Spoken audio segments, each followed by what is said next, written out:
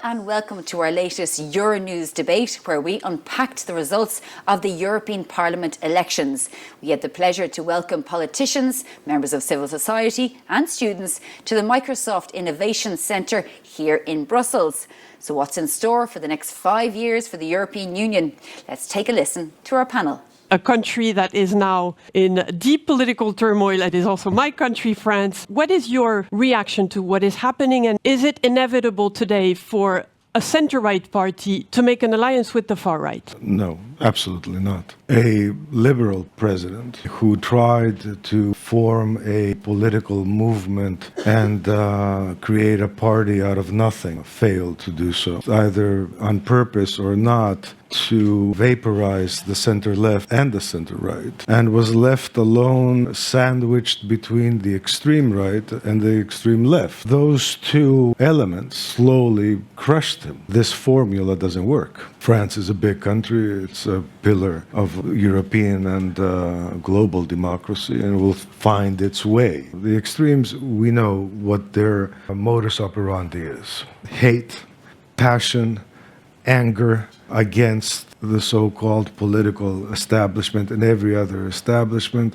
in order to gain votes and disrupt. In France, the center-right that is now fighting for its survival. I think the center-right is fighting for its survival, the center-left is fighting for its survival, and I think ultimately they will survive because they have to, and because they will be called upon to represent an electorate that didn't dissipate. The votes just transferred somewhere. Yeah, but it's an electorate that has lost its appeal. I mean, in France at least. In politics, you have to be relevant and remain relevant. Nothing is taken for granted. I come from a traditional center-right party that's been around for years. After the economic crisis, the Greek crisis, things could have gone really wrong for the party. But the party reinvented itself, reintroduced itself, repositioned itself for a new era. And we did it successfully. Other parties did not. But we're also in a period of generational change. The principles upon which the European Union was built, post-Cold World were built, in terms of security, politics, etc., etc. People my age remember why, the purpose.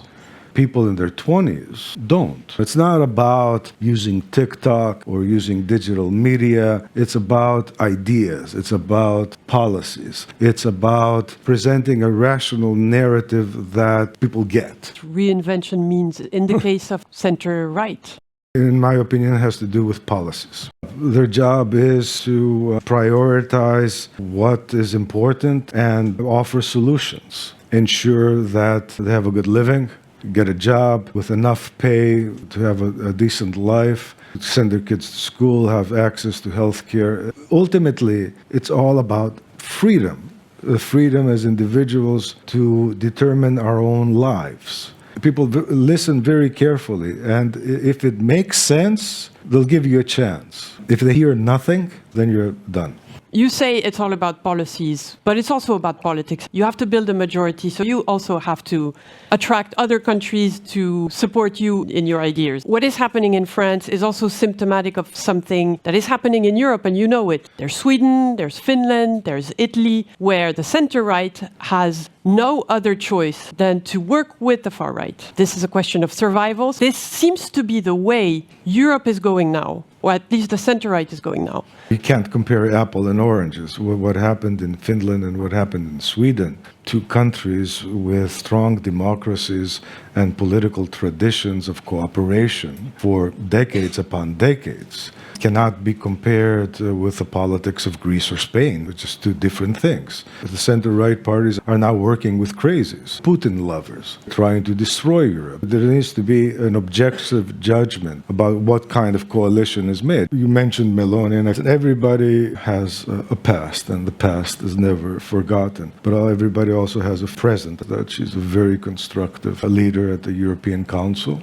All leaders like her. She is the Prime Minister of a big economy of the European Union, and they're working with her, and I think they're doing right to do so. Now, what happens politically is a different thing. The socialists and the liberals and the Greens saw the numbers and decided that they're not really going to be that active in these elections. So they're going to use this far-right narrative, fear. Ooh, the far right is coming. The far right never came. That was a real political failure. If you don't like the Spitzen system, fine, we can discuss it. But that's what we have, and that's what we all signed up on. We used the Spitzen system to connect the leadership of the Commission to our member states. The EPP won. And the EPP won big. And this is not accidental. It has to do with our formula, our way of presenting ourselves, the mix, which is fiscally conservative and socially liberal, with a degree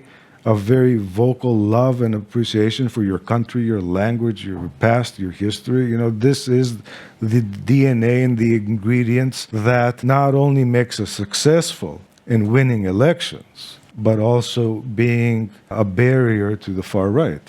So von der Leyen campaigned for the EPP. She didn't have, when she was elected a Spitzenkandidat, a full unanimity in the EPP party. How are you going to convince those who are not so sure they want to support von der Leyen in your own EPP party? Because this is your job too. We're not communists. We don't vote by acclamation, and we don't expect unanimity. We're a very big tent, from liberals to center-right to Christian Democrats to conservatives. We need to do the job internally of finding common ground. One of the ways we found this common ground is through our manifesto. Every party had an equal voice.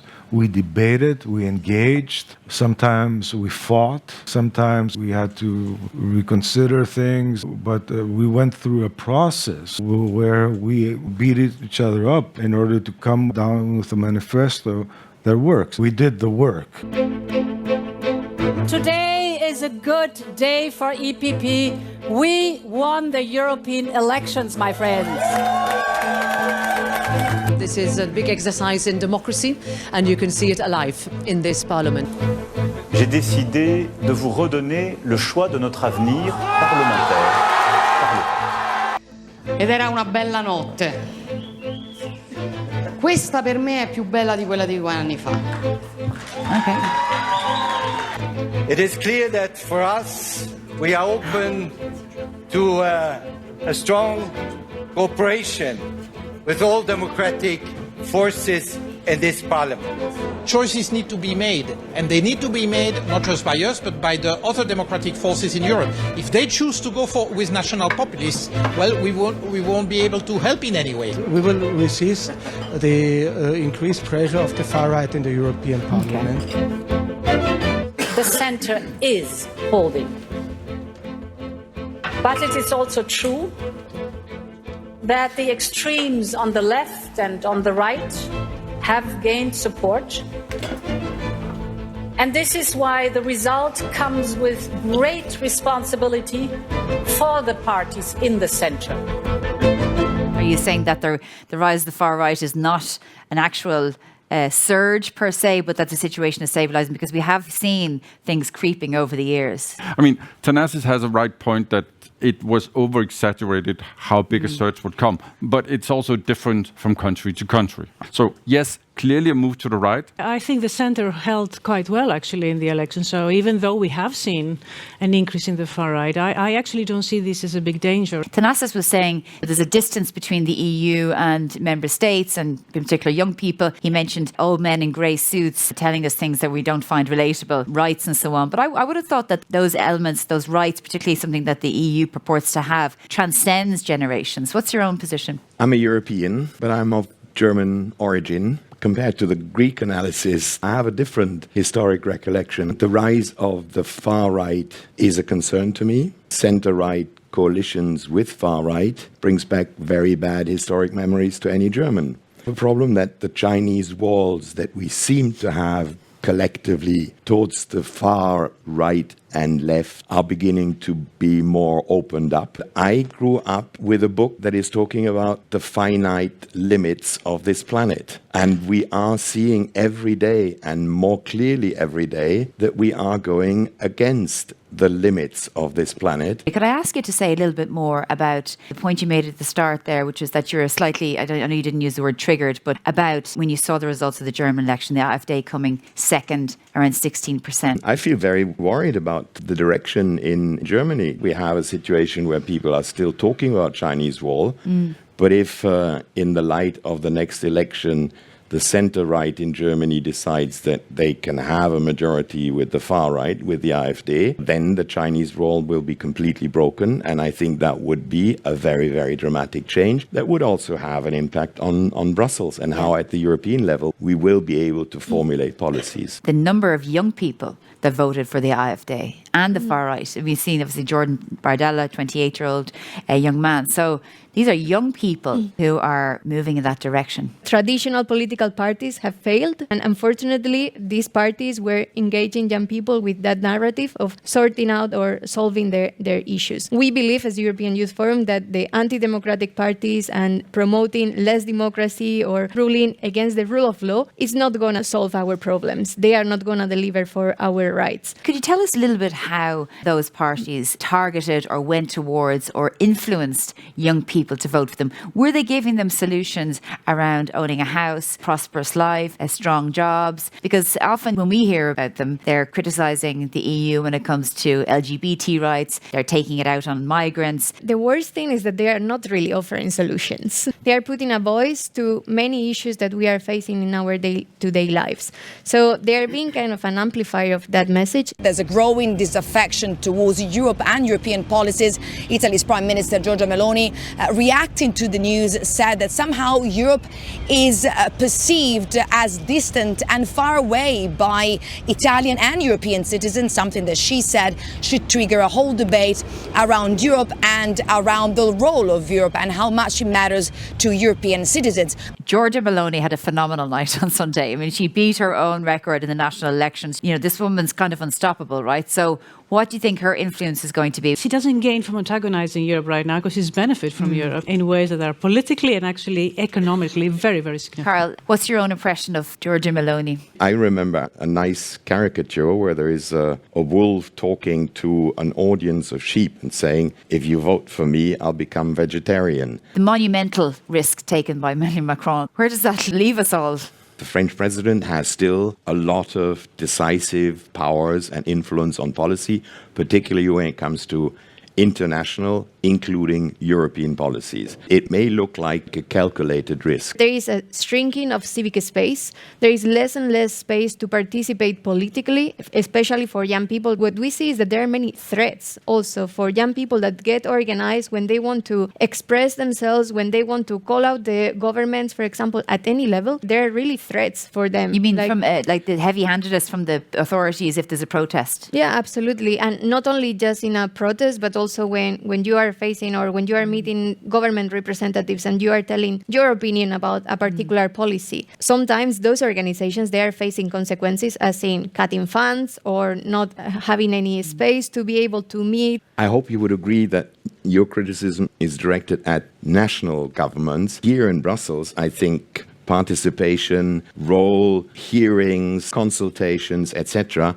I have no example where anyone would have been censored or penalized in a way that you were saying in Brussels. Brussels remains really a good example of how open governance can be conducted. Who you think should get the job? What job? Because actually, let's start talking about top jobs. I'm biased here also because I know her personally, but Kaja Kallas, the Estonian Prime Minister, I think would be... President of the Council? If we could get it in as liberals, we would take it, but let's be more realistic for a second. If we could get it, take it, yeah, I'm sure you would. Probably the Foreign Affairs. President von der Leyen, Commission? You do have a Commission president who actually came in on the back of a scandal in her German situation as Minister of Defense. You have an Antonio Costa that there are question marks about scandals in Portugal. Now, if we are talking about the trust and the engagement of the European citizens here, I mean, Is this the right profiles to put in place for all of this? We are now in dangerous territory with France and Germany not engaging right now. But if results go the wrong way, then we are looking into the next 12 months that are going to be very difficult at the European level. The things that we have to decide in the next 12 months, in the next 4 years for the Commission, the budget, the European budget. If you have extreme right governments at some position, what is that going to do to decisions on the European budget? It's going to be extremely difficult. But this is Europe, and Europe is not governed just by the European Parliament. It's governed by national parliaments and by European parliaments. I dare say the national parliaments are stronger in this respect. So if you have positions in France that are dangerous and weak in Germany, decisions in Brussels will be very difficult. Well, that was a fascinating discussion. So please do share your views on the makeup of the new European Parliament and watch the debate in full on Euronews.com.